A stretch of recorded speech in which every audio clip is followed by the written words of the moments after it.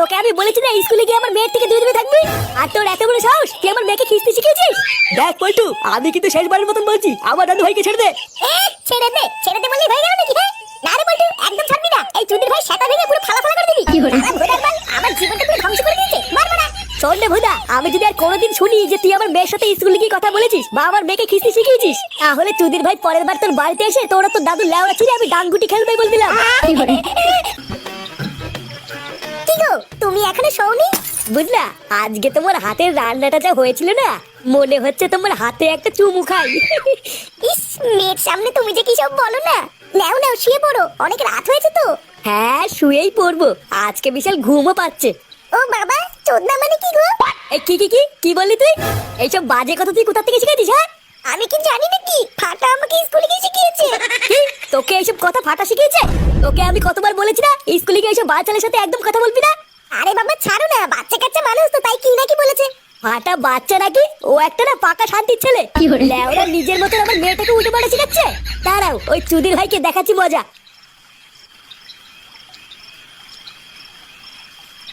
দিনের বেলায় যেমন তেমন, কিন্তু রাতের দিকে শীতটা একটু বেশি পড়ছে, কি বলো?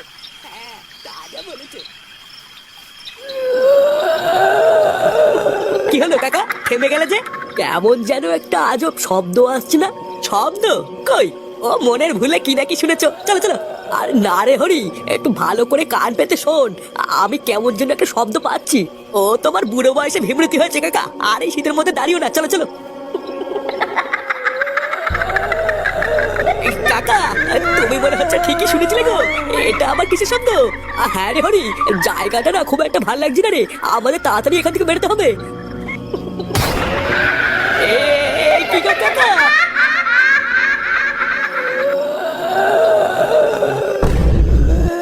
হরি, এই হরি, হরি আমাকে ছেড়ে যাস না।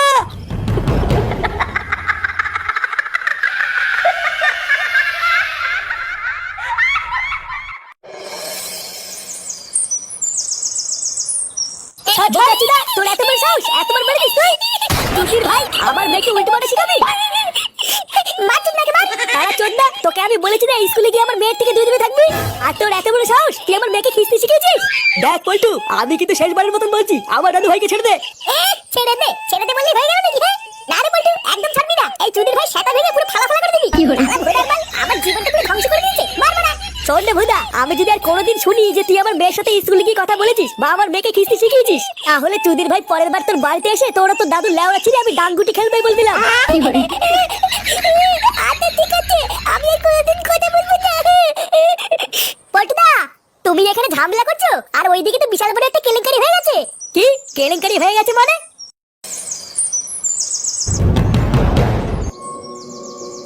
কি আশ্চর্য, কালকে সকালেই হারানদার সাথে কথা বললাম, আর এক রাতের মধ্যে এত কিছু ঘটে গেল, এ তো আশাই করা যায় না।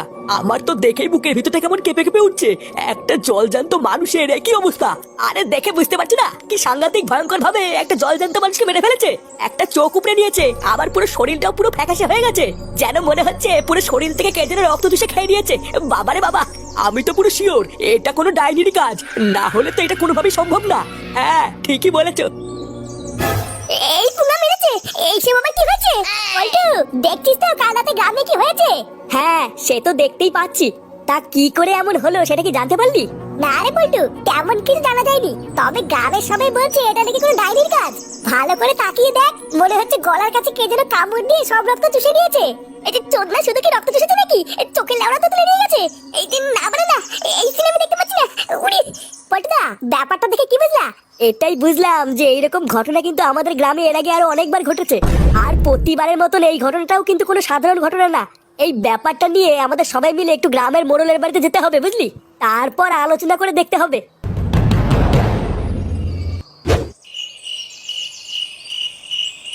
তা মোড়ল মশাই, গ্রামে কি হয়েছে সবই তো শুনলেন, এবার বলুন কি করা যায়? দেখো, এই বিষয়ে আমি আর তোমাদেরকে কি বা বলবো আর কি বা করবো বলো। আমি হইলাম গিয়ে এই ভাতারবাড়ি গ্রামের ছোট্ট একটা মোড়ল, তাই না? সেইখানে দাঁড়ায় আমার কাজ হলো কিনা গ্রামের যদি কেউ অপরাধ করে তার শাস্তি দেওয়া। এখন এর থেকে বেশি তো আমি আর কিছু করতে পারতেছি না, তাই না? কিন্তু মোড়ল মশাই, আপনি যদি আমাদের পাশে থাকতেন তাহলে আমরা আসল দোষীকে খুব তাড়াতাড়ি খুঁজে বের করতে পারতাম। আমরা যদি তাড়াতাড়ি দোষীকে ধরতে না পারি তাহলে হয়তো গ্রামে আরো বড় বিপদ আসবে। দেখো পল্টু, হ্যাঁ মানতাসি তোমরা একটা ক্লাবের সদস্য, তোমাদের একটা দায়িত্ববোধ আছে, কিন্তু তোমরা ছাড়াও তো এই গ্রামে আরো 2-4টে ক্লাব আছে নাকি? তারা যখন চুপ কইরা বসে আছে তোমরাও তাদের মতন চুপ কইরাই থাকো, এইটা হইলো কি পুলিশের কাজ। তা এই বিষয়ে শুধু আমি কেন, তোমাদেরকে কেউই সাহায্য করতে পারবে না। চুদির ভাই তা কি বাচ্চা মোড়ল হয়েছে তুমি যে কোনো সাহায্য করতে পারবে না? গ্রামে সবাই মরে যাচ্ছে আর উনি বসে বসে বাঁচ হচ্ছে। চোদলা মোড়ল হয়েছে উনি, গুদের মোড়ল। চল তো বলতে চল, এইসব বাচ্চা লাগাতে থেকে না কোনো লাভ হবে না বুঝলি? লেওরা আমি বুঝে গেছি, এবার যা করে আর আমাদের বাচ্চা ক্লাবটি করতে হবে।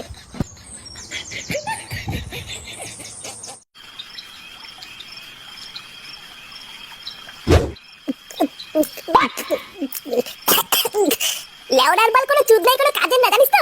ওটা আমরা কত আশা করে গেলাম, ভাবলাম গ্রামের মোড়ল হয় হয়তো কোনো সাহায্য টাহায্য পাবো। আর বুকাচুদা মোড়ল বলে কিনা এটা নাকি উনার কাজ না। তা উনার কাজটা কি? হ্যান্ডেল মারা। চোদনা আমি যদি গ্রামের মোড়ল হতাম না তাহলে দেখিয়ে দিতাম চোদন কাকে বলে। হ্যাঁ সবই তো বুঝলাম, কিন্তু তুই এত খোঁজে যাচ্ছিস কেন?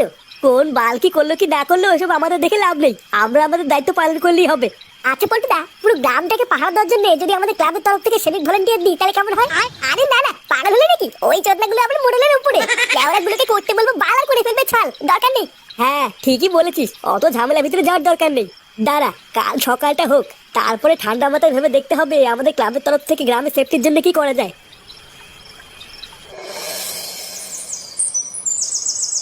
কি কি উল্টোপাল্টা কথা বলছিস তুই?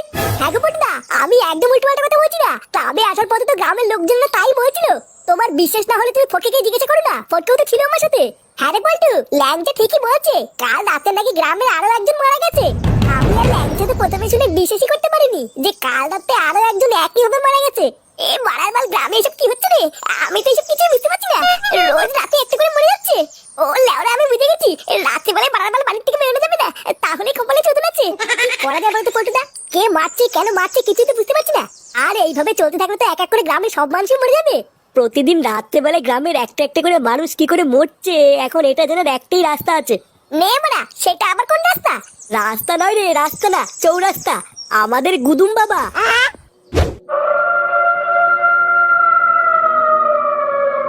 আরে চোদন, এই মালটা তো দেখি উড়ে বেরোচ্ছে রে। হ্যাঁ ফুটো হাত জোর কর। আরে দাঁড়া বাড়া, আগে বুঝতে দে ব্যাপারটা কি হচ্ছে এখানে। এই মালটা কি কোনো দড়ি টড়ি ধরে ঝুলে আছে নাকি? বাবা আমাদের রক্ষা করো বাবা, আমরা অনেক দূর থেকে বিপদে পড়ে তোমার কাছে এসেছি। এখন আমাদের এই বিপদের সময় আপনি আমাদের শেষ ভরসা বাবা, আপনি আমাদের রক্ষা করুন। বল কি করতে এসেছিস এখানে? ওই রক্তদোষের হাত থেকে মুক্তি পেতে? হ্যাঁ বাবা, তুমি তো সবই জানো, প্রতিদিন রাত্রিবেলায় আমাদের গ্রামের একজন করে মেরে ফেলছে, তুমি আমাদের এর হাত থেকে বাঁচাও বাবা। বম ক্রিং ক্রিং ছট, চোদন খড়ের চোদন খেয়ে গিয়েছে তার সম্মান, ছটফট করে তিলে তিলে নিয়েছে তার জান। এবার সে বদলা নিতে এসেছে এই গ্রামে, আসল দোষীর রক্ত খেয়ে মারবে সে প্রাণে। ছট!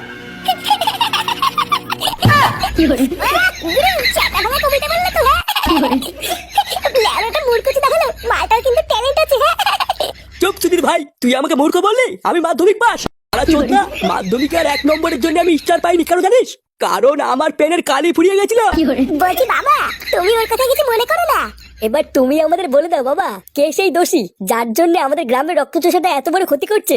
আর এই রক্তচোষাটা কোথায় বা থাকে আমরা তো কিছুই জানি না বাবা। ও থাকে একটা গভীর জঙ্গলের পুরনো বাড়িতে, আর রাতের অপেক্ষা করে, কারণ রাত হলেই ও প্রতিশোধ নেওয়ার জন্য ওর বাড়ি থেকে বেরিয়ে আসে। তারপর যাকে সামনে পায় তারই রক্ত চুষে খায়। কিন্তু বাবা সেই দোষীটাকে যার জন্য ও আমাদের গ্রামের সবার রক্ত চুষে খাচ্ছে? সে আর কেউ নয়, তোদেরই গ্রামের মোড়ল। কি? হ্যাঁ, আর ওই মোড়লকে ধরে তোরা যদি একবার কোনোভাবে ওই রক্তচোষার বাড়িতে নিয়ে যেতে পারিস, তবেই ওই মোড়লকে ওর নিজের হাতে মেরে তারপর শান্ত হবে, নয়তো আর হবে না।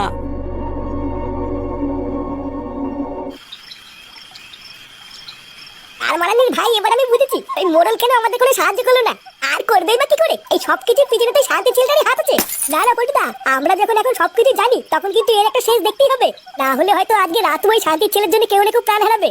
হ্যাঁ ঠিকই বলেছিস, আর সময় নষ্ট না করে যে করেই হোক ওই মোড়লকে রক্তচোষার হাতে তুলে দিতে হবে, না হলে হয়তো প্রতিশোধের আগুনে রক্তচোষা এক এক করে সবাইকে মেরে ফেলবে। চালা মাদার বোর্ডের বাচ্চা মোড়ল, বাইরে থেকে তো দেখে মনে হয় ভাজা মাছটা উল্টে খেতে পারে না। আর এইদিকে নাকি একটা নিরীহ মেয়ের ইজ্জত নিয়ে তাকে মেরে ফেলেছে। খোদার বাল, তুই আমাকে একবার বল পল্টু, আমি একাই গিয়ে মোড়লের গুষ্টি গুড় মেরে দিয়ে আসবো। তুই এক কাজ কর ল্যাংচা, তুই আর ফুটো গিয়ে যেভাবেই হোক ওই মোড়লকে বাড়ি থেকে বের করে রক্তচোষার বাড়ির সামনে নিয়ে আয়। তারপর মালটাকে বোকাচোদা বানিয়ে যদি একবারে রক্তচোষার হাতে তুলে দিতে পারি, ব্যাস কিন্তু পল্টুদা সকালবেলায় ফটোই চুদির ভাইকে যা কিস্তি মারলো, আমি আর ফটো কি ডাকলে তো চোদাটা আসবেই না। আসবে আসবে রে ল্যাংচা, চোদনে পড়লে এমনি দৌড়তে দৌড়তে আসবে। তুই আর ফটো গিয়ে কি বলবি, এবার আমি কি বলছি সেটা মন দিয়ে শোন।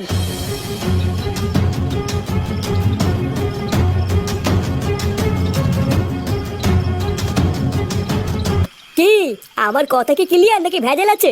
আরে হ্যাঁ হ্যাঁ, বুঝে গেছি বুঝে গেছি। এবার বারা তোরাও দেখবি এই ফুটোর অ্যাক্টিং কাকে বলে। মোড়ল কাকু, ও মোড়ল কাকু, কাকু কই গো? এই এত রাতে কি রে? এ কি তোদের এত রাতে কি চাই? লেওড়া গুলো বেড়ে আমার বাড়ি থেকে। এ মা কাকু, তুমি তো দেখছি এখনো খোঁজে আছো। সকালে কথা কিছু মনে করো না কাকু, আসলে রাগ হয়ে গেছিল তো তাই কি নাকি বলে ফেলেছি। এই দেখ ছোকরা, রাত করে না নাটক মারাবি না, ঠিক আছে? যা কবি তাড়াতাড়ি ক, না হলে বেরো। আরে কাকু, তোমার জন্য একটা হেভি খবর নিয়ে এসেছি গো, শুনলে তুমি এখনই লাফাবা। এই গ্রামে যে খুনগুলো হচ্ছিল না, সেই খুনিগুলোকে আমরা একটু আগে পাশের জঙ্গলে পুরো বাড়িতে ধরেছি। কি কস, ধরে ফেলাইছিস? আরে হ্যাঁ মানে হ্যাঁ, সত্যি ধরে ফেলেছি। পল্টু আর ফটকে তো ওখানেই আছে। আর শুধু ধরিনি, ধরার পরে আমরা এটা জানতে পেরেছি যে ওরা ডাকাত। ডাকাত? ডাকাতে করছে এই কাজ? হ্যাঁ গো কাকু, আর আমরা ধরার পরে এটাও জানতে পেরেছি ওদের কাছে প্রচুর টাকা পয়সা সোনা দানা আছে। হ্যাঁ মানে হ্যাঁ, প্রচুর প্রচুর। ওই জন্য তো লেওড়া তোমাকে ডাকতে এসেছি, তুমি হচ্ছে গ্রামের মোড়ল, ওইসব টাকা পয়সা সোনা দানা সব তোমার কাছে রেখে দেবে। এই সুধীর ভাইগুলো রাত দুপুরে কয় কি টাকা পয়সা সোনা দানা অনেক কিছুই আছে। একবার যদি ওই টাকা পয়সা সোনা দানা গুলো হাতে পাই, আমি তো অনেক বড় লোক হয়ে যাবো। না এ দেখছি ঘরের লক্ষ্মী নিজেই হাইটে হাইটে আইছে, এই সুযোগ ছাড়া যাবে না। কই কই, চল চল, আমাদের নিয়ে চল। আসো আসো কাকু, তাড়াতাড়ি আমাদের পিছনে পিছনে আসো।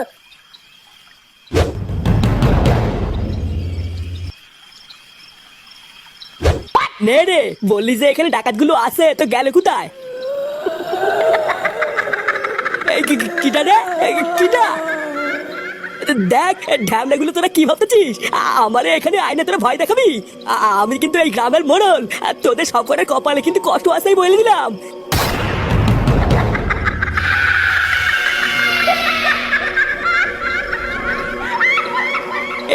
কি তুই? আমি তো তোরে মেরে ফেলেছিস তাই না? আজকে তোকে কে বাঁচাবে? এবার তোকে আমি তিলে তিলে মারবো, যেভাবে তুই আমাকে মেরেছিস। এই কি বলতেছিস এসব? আমার তুই মারবি?